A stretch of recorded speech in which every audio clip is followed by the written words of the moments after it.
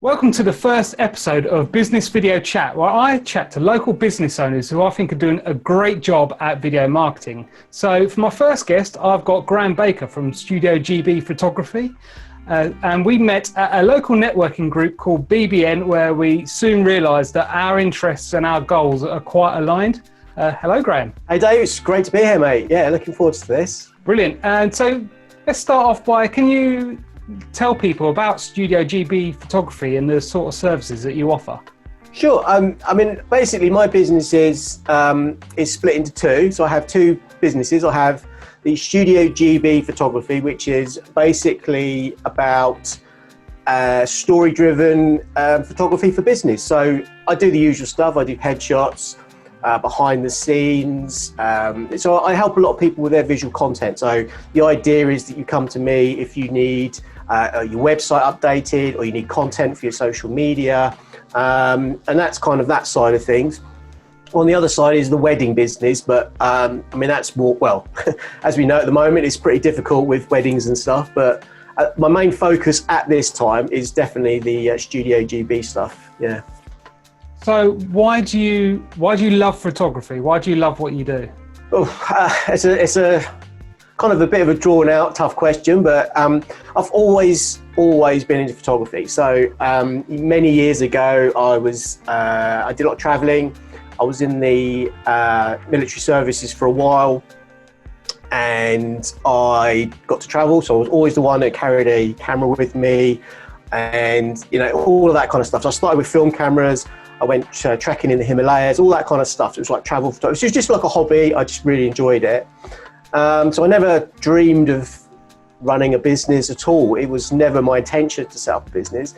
Later on, I joined the police service, which I served 15 years in the Met. I was happy and I was enjoying that. But then in 2009, my wife and I, we lost our baby daughter during childbirth, our second child. And that it's a difficult one to describe, but as you can potentially imagine, it changes your life. So all my life goals, all my kind of my dreams, my ambitions, and that just completely changed. Went through a very sort of bad bereavement process, and photography became part of that therapy, if you like. It was something that had new meaning to me. It was become sort of part of my makeup. It became a way of celebrating something positive that was generated from a feeling of something negative, and it grew organically from that. As I said, I never set out to say, yes, I'm going to start a photography business. It's just more and more people asked me to take photographs, and it evolved over the last 10 years. Oh, okay. So that being said, let's focus on the Studio GB photography side of things. Who are your favorite types of customers to work with? It's a mixed bag. I think if you're talking about the ideal customer, it's going to be small and medium-sized businesses. The sort of people that see the value in getting out there. What I found over time is that there are so many, and I'm sure it's the same for you. You work with so many different people. You meet so many fabulous people. I do quite a lot of networking, and I meet all these great businesses, yet they're not being seen, they're not being heard of. And let's be honest, there's a lot of rubbish businesses out there that are getting the exposure. And I think, well, why would somebody go to this person when there's this person over here doing such a fantastic job? It's got purpose, got passion, creates a brilliant service. Yet there are these other jobs that, and the market's so noisy. So I just like working with people that see the value of helping them to become, my strap line, or whatever you want to call it. It's about taking it from behind your business and in front of your brand. And I think that for me gives me a great deal of satisfaction. I find the whole process cathartic myself. And I get really excited about it. So yeah, generally small, medium-sized businesses are there. But I work across a whole range of things, from product photography to doing model shoots and portfolios. But small business, medium-sized business, that's where my passion lies, and that's where I really like to focus. So you touched on it a bit there. What sort of value-added services do you offer as well as the photography? Yeah, I mean, that again, it's very much, and I know we've spoken before that I don't like to be the photographer that turns up, takes the photos, there you go, thanks very much, it was lovely doing business with you.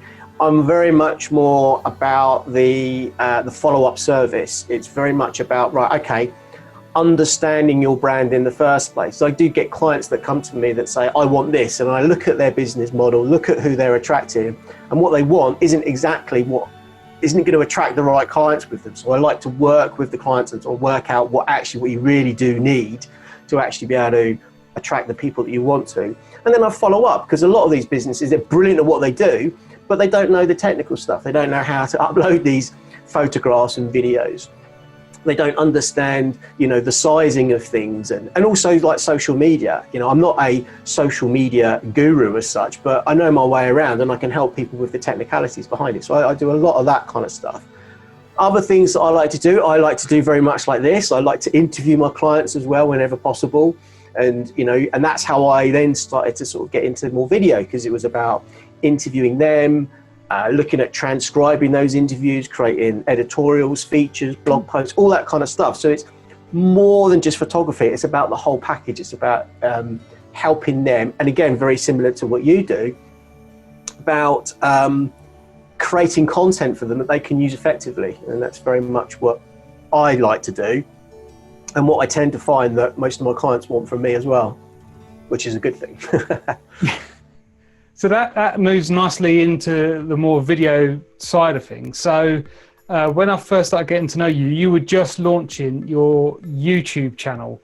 Can you tell me about what sort of content you were creating at the start?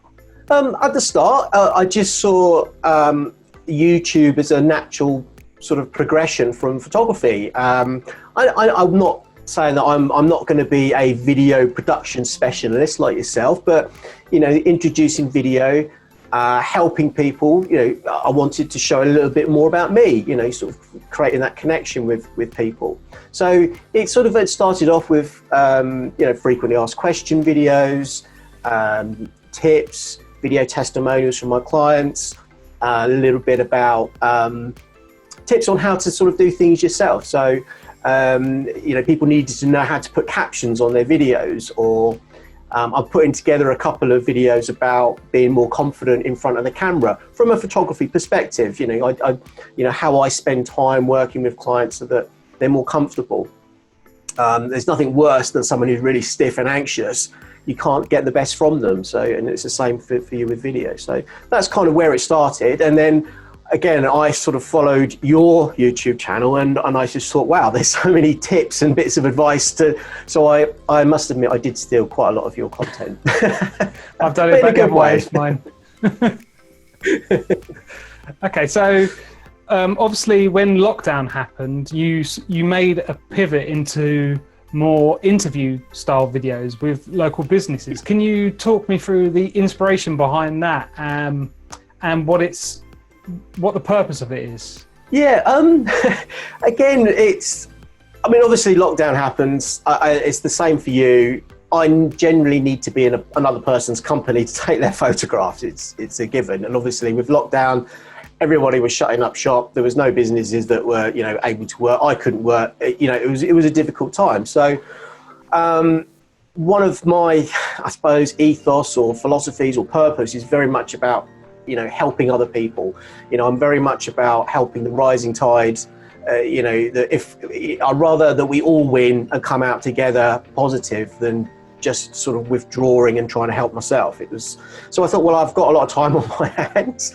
I'll help other people. And it just so happened that a good friend of mine and a client, an osteopath, who basically had real problems because she was in Australia. It was it's stuck in the Far East, trying to get home during lockdown, absolute nightmare. Finally gets back, finds that obviously she can't work, she's got no income and all the rest of it. And I just it just hit me this idea. I said, well, why don't I help you out? I said, we'll do a little chat and just sort of, put it out on social media just to say, look, I am here.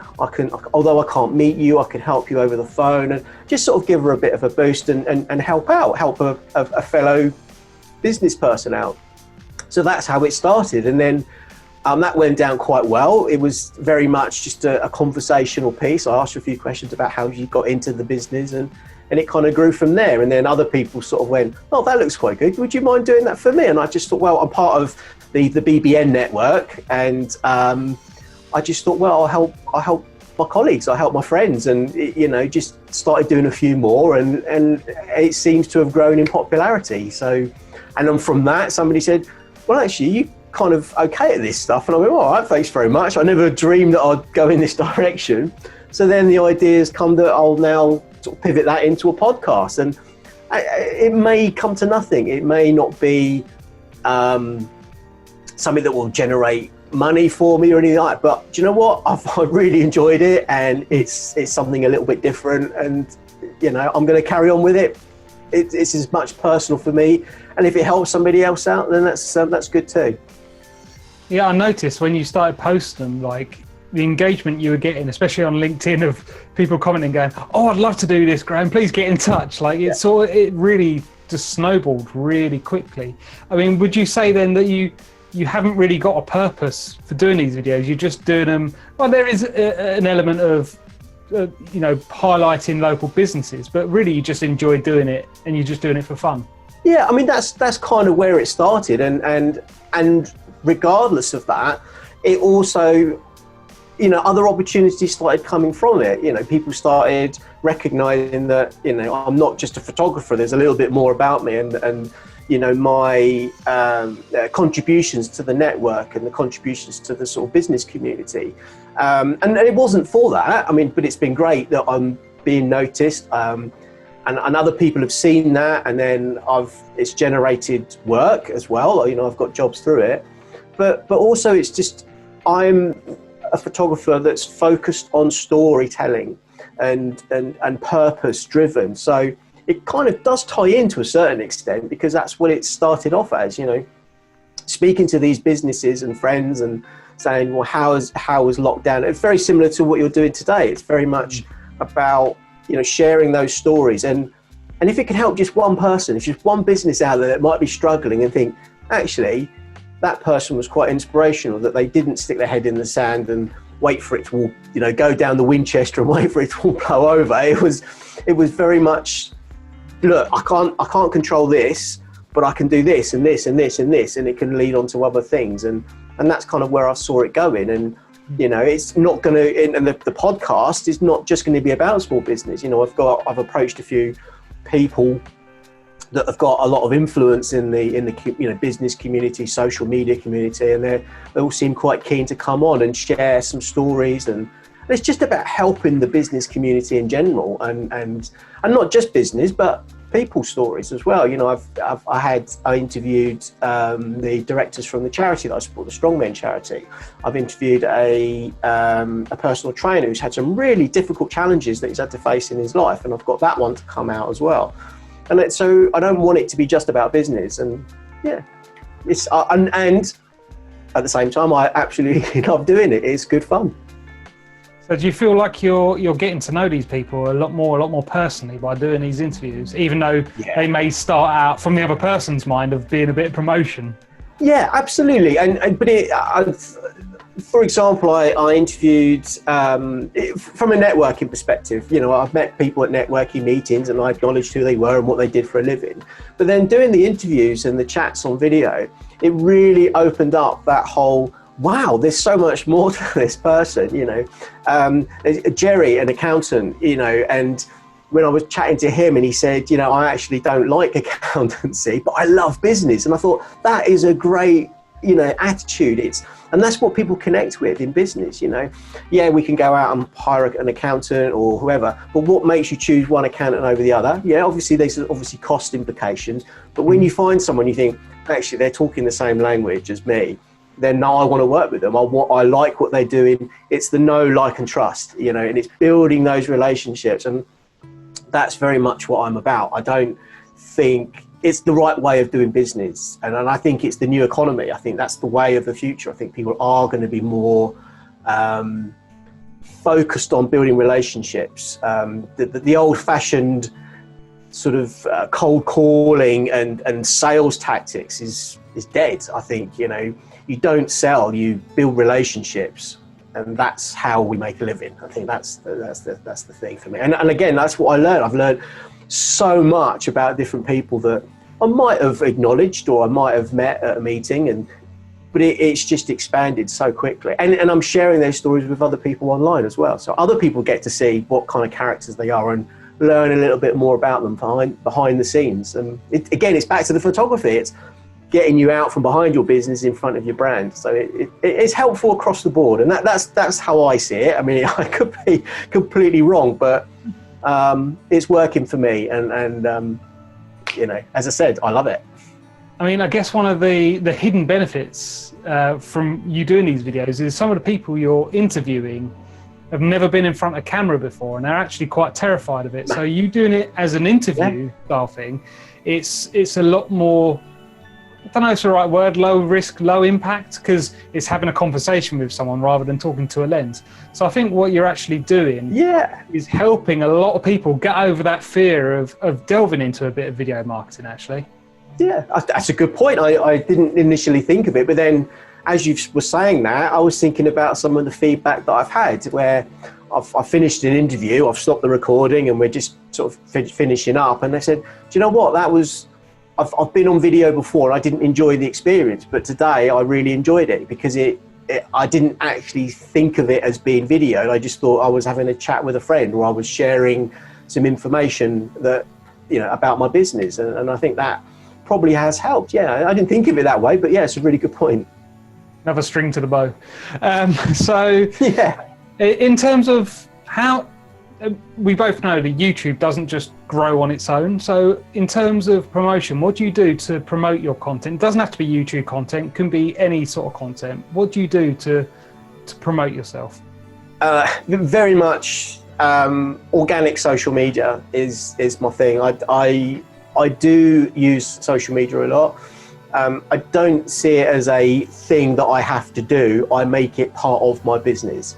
So I'm not thinking of it as, oh, I've got this to do, this to do, this to do. Oh, and I've got to do social media because everybody else is. That is part of the plan. It's part of my daily routine to sort of go on at certain times of the day. And so that you don't, I mean, although some people think I must be on it 24/7, but, you know, I use tools to schedule things and, you know, I come on at certain times throughout the day or specific times in the morning and the evening. And that way I find it fits in with what else I'm doing rather than thinking of it as an add-on. And the key, I guess, is, you know, just engaging. And I think that's really important to do. So first of all, how long do you spend a day on social media on average? And second of all, what's your biggest tip for getting, I mean, you get great engagements on your posts, lots of likes, and you're normally trending as well. So what's your biggest tip for engagement and how long do you normally spend on social media? Tough question. I think average is a difficult one because it all depends on what's going on at the time. But I suppose probably 30 minutes to an hour, depending on the day. But on average, I suppose about 30 minutes, maybe about 15 minutes in the morning and then 15 minutes, or sometimes it'll be longer. It depends on the day.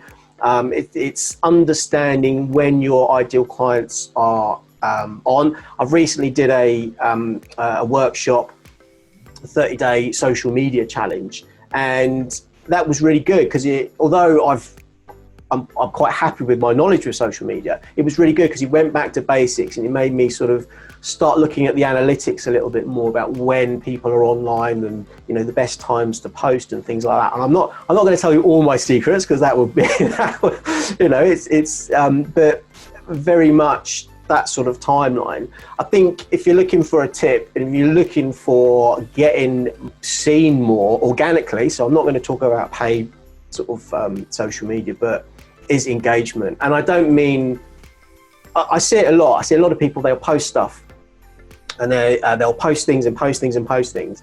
And then they'll say, well, why is nobody engaging with me? And I said, well, why aren't you engaging with them? And I think it's really important. And it does take time. It does take time to build up those relationships, but it is like networking. You know, you look at your influencers in the community, who look at like-minded people, look at the types of clients that you want to work with, see what they're posting about, comment on their posts, reshare their posts, get to know them, put people together. That's the thing that I do quite often. I'll say, well, actually, I know this great video guy. You need some video. I can do photography and I do a bit of interviews, but if you want proper video production, go and speak to this, and I'll put people together. And and I've had people thank me because they've actually gone on to become clients. And just doing that, I'm still putting out my content, but I don't just, it's not fire and forget. I think that's the key thing. It's very much about engagement. And there's, for example, there's Linda Cloak, who's also part of our networking group, and some of the things that she's doing with these social media workouts, which are great, for encouraging people to actually, it's not just about putting out content, it's about adding value to your clients. So yes, we need to put out content that adds value, but we need to add value to them as well. So by commenting and liking and sharing and creating conversation, asking people questions on their post. That is how the algorithms, as my understanding, works. And well, you've said it yourself, you've seen the kind of engagement I get. I do get a lot of people that like and share my stuff and comment too. And that's because I give it without expecting it. I think that's a way of looking at it. Yeah, I think a lot of people, they look at social media and they concentrate on the media side of things. They don't think about the social side of things at all. Yeah, very much so. And again, it's, you asked me earlier about what makes me a little bit, or what I like to do. I'm very much more about, okay, here's your photographs that we've spent time on building, but this is a good way, helping people to think about how they can use it going forward. How you can take one piece of content, and I know you feel the same way, take one piece of content and you can make 30 pieces of content from that one piece. Video is a prime example, and the interviews are been very much part of that. Although it's more about sharing stories, I can take that video, I can strip out the audio, I can transcribe that can become a feature, a blog. I can hand it over to a copywriter who can create something wonderful from it. I can have it stripped down into smaller chunks. Little quotes from that can become your daily post. There's so much that can be created from one piece of content. And people, I hear it all the time. Yeah, but I don't have enough to say. I don't have any content. Crikey, from one video you could create 2-3 months worth of stuff. So you combine that with me coming down and doing your photographs, little business plug, but but it's true. I can come down, I can photograph all those behind the scenes, then we do that interview. And then you've got so much, you've got a library of information that you can share over time, and then you can build those relationships by engaging with other people. You've got the content, and I think that's very much an important part of what I do, and I know what you do as well. Yeah, definitely, you do. I mean, you are very generous with the amount of information you give out as well. So that being said, could you give one key piece of advice for businesses to help them take better photos themselves? Oh, there's so much. I think the biggest mistake, I don't want to call it, I don't want to make it negative, but the thing that I see the most of as a photographer is people will just pick up their phones and they'll take a picture of it and not actually thinking about the composition of it. So it's very much, there's an example, but I won't say who or where it came from, but somebody had asked another organization to take some pictures of an event, and the people at the event took some pictures, sent it over, and it was literally a tick box exercise. There was no life in it. The lighting was really bad and people couldn't see it. So I think the key thing is lighting, having good lighting. Use natural light whenever possible if you're doing it yourself. Check out your YouTube channel. Check out my YouTube channel, obviously, but there are a few tips in there about how to stand, where to look, and all the rest of it. But get creative, try things out. don't just take the picture from your face. Change the angles, move about a little bit, and let some of that come through. Close-ups. You could take, in the photography world, when I'm doing, especially like weddings or anything, to be fair, you've got what you would call like the tight, the middle, and the long. So you have one shot, and you get 3 or 4 shots from that one angle, and then you change angles. You change your focus on something part of that. So you change it on the hands, on the keyboard, to then a wider shot of them sitting at the chair, over the shoulder, from behind. And that person hasn't actually had to move. You've just created a whole load of content from one thing. So I guess that's probably a bit of a long answer, really, but it's experiment with your content and get good lighting. I think those are really key. Photography and video is all about lights and audio. I know that, but that's more your kind of expertise. But good audio, good light, and have fun. Don't think of it as Yeah, a thing that you have to do. It's part of your business to get it out there. Yeah, I like what you're saying. Don't be afraid to experiment, because especially nowadays, you don't have to worry about filling up a roll of film anymore. You can take as many photos as you want, and to try a different angle probably only take you about 15 seconds. So think outside the box a little bit. I really like that. It's really good. Yeah, it's very much, the idea is, and I know it's something that we've spoken about before, is, not everybody has or can afford a videographer or a photographer, but I'd rather help that business, and, when they grow or they expand, or just selling my time as advice, all for free. I love helping. I get people pinging me messages all the time. Oh, I've taken a picture of this. What do you think? And I'll happily give advice on it, and give suggestions on how to improve it. It's that, going back to my little saying about a rising tide lifts all the boats. We help each other out so that we all rise up, we all succeed in whatever we're doing. Yeah, we all benefit from better photography, because no one wants to look at a bad picture. No, definitely not. Definitely not. Obviously, at the end of the day, if you want the best of the best, then come and talk to me, and we'll design a shoot specific for your brand and your business, and we do the usual stuff, the headshots, and tell your business's story. And I think that again goes back to the videos and the podcast. It's about sharing stories, how we connect. If you want that expertise, if there's specific things, or you want a good clear shot, but there's nothing wrong with a lot of, the cameras in phones today are amazing. Yeah, there's certain things that you can't do without a professional camera, and that's when I step in, and that's what I can help with. But yeah, when you're starting out, use your phone. They're great. Yep, use the tools that you've got. I certainly, yeah, absolutely. I'm very much along. Again, I suppose that's another tip, is learn to use. I see it a lot online. You see it in forums and things, and people will say, "Oh, I'm just want to do live video, and I'm not got very good lighting." And loads of people say, "Oh, you need to get this. You need to get this kit. You need to get that kit." And I'm like, actually, you don't. Think about what you can do first. Look at your lighting. Look at the angles that you're shooting from. You could probably get a lot further before you actually having to start spending a lot of money.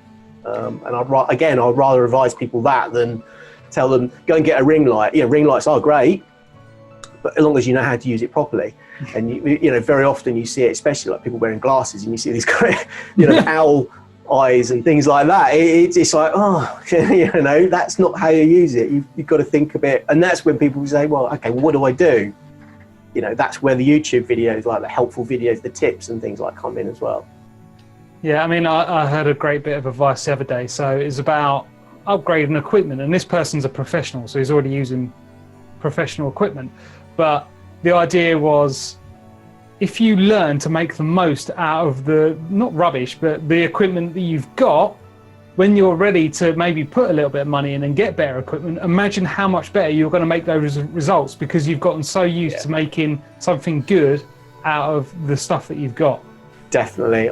That is 100% agreeable. And yes, I do have some very expensive equipment, but I've only ever upgraded when I could see the value of it would be on the return on investment, if you like, was there. It's when as you go up, and the same with you, there's how to do it. The the manual way. But then as you get busier and you want to be able to streamline systems and processes, I think that's where equipment upgrades do become important, because you can see the value in it. Yes, it costs an extra £1,000 for that particular type of lens or whatever, but I know that will give me an effect or a look that I want very, very specifically, that will return on my business as an investment. It's not about looking at something and going, oh, shiny, I'm having it. Although I do feel like that sometimes, 360 cameras, for example. I've been very tempted with that, but there's some great 360 photographers out there, and it might be something that I will look into eventually, but I wouldn't want to necessarily do some of the things that I'm seeing so far with it. Like property. I know property is very good. Pete Bresser, photographer, friend of mine, he does 360. That's not my bag. It's not something that I would particularly be interested in. Yet there probably is a benefit from 360, and it's growing as well. But at the moment, what I'm doing is good. Well, I like to think so anyway. Okay, stop plugging other photographers. If people want to find you online, I'm going to put all the links in the description, but let people know where they can find you online. I'm everywhere. StudioGBP.com is the website. But if you really want to connect me, I'm always on LinkedIn. I have all the little bells and whistles, so people connect with me on LinkedIn. I do like LinkedIn as a platform. A lot of the people that I like to work with are on there, and it seems to get a lot of attraction for me. So I'm just Graham Baker on LinkedIn, but obviously you'll share the links as well. But yeah, feel free to connect with me. I connect with most people, but if you do connect with me, please don't sort of send a message on how you can sell me your SEO skills and sell me your cryptocurrency, because you're going to get deleted very quickly. And I had one yesterday very much like that. But learn to connect and get to know people before you try and sell stuff. Maybe do a little bit of engagement with their posts first. Yeah, it's about employing when someone connects with me and they are a marketing person, you look at their profile and say, I'm a marketing agency. And I thought, well, that could be interesting, it could be worth connecting to. I'm sure we'll have a lot of conversations about how we can help each other. But then the first thing is, yes, I can help you, get you to page one of, what? Go away, I'm not interested. But you've got to ask that question. If they're trying to sell to me, why are they trying to sell to me? Why aren't they trying to understand who I am? Why don't they ask me some questions first to actually understand what? And it's the same with me. I don't want to sort of sell to people. I want people to realize, educate people to realize, actually, I do need that I could do with some help with that. And then they know where to come. It's inbound marketing, I think, is the terminology. It's about inbound, creating a trust, creating that sort of awareness, not pushing your sales at me, because that ain't going to work. It doesn't work on me. So why would I do that to anybody else? And ads, I do adverts as well, but they are a little bit more salesy, but they're more about reminding people that I'm existing and solving a problem. It's problem solving is what you want to sell, not I'm going to make you page one of Google. Go away. Not interested. And using high quality professional photography to get yourself noticed in the timeline. Of course. And it's not, but again, it's yes, having the high quality photographs. Actually, a very quick story. I did a shoot on Monday. It was for it was a product based commission, and the client was used to there's lots of services out there that create pack shots and product photography, and it's not actually normally my big thing, to be fair, but you have to be mindful of the correct standards. Amazon sellers, they have a very specific brief on what those photographs should be, and there's very sort of standards. So I know those things, so I was able to produce the work that he needed. I've lost my train of thought. Oh yeah, that's what he wanted. But anyway, part of this job required the use of a model. So I've got the model in, and I've looked at her portfolio, and there was some nice pictures, but you could see the quality of the lighting. You sort of think, nah, that's not how it should have been lit. It's there's too many too much going wrong in the eyes, or the shadows are falling incorrectly and things like that. And you just have to wonder that, the standards aren't there. So it's about lifting from that to something that's going to be really high quality and stand out. Is far more important. Yes, you can go do a selfie and stick that up as your profile. Not a problem with that. But is that going to make you stand out in your business? I don't know. Zoom, for example, I use specific cameras so that, the way I saw it is that, well, I'm a photographer and I do some video as well. So if I'm going to build trust with my clients and I'm meeting them online, which is kind of very common these days, especially at the moment, I've got to be able to have that photography look. I've got, to show that, well, actually I can do it. If I'm going to coach people to do video or coach people to do photography, be on the other side of the camera, I've got to show that I can do it. So I'll put my face up there and say, well, here's me in front of the camera. Here's me doing a live. Here's me doing video.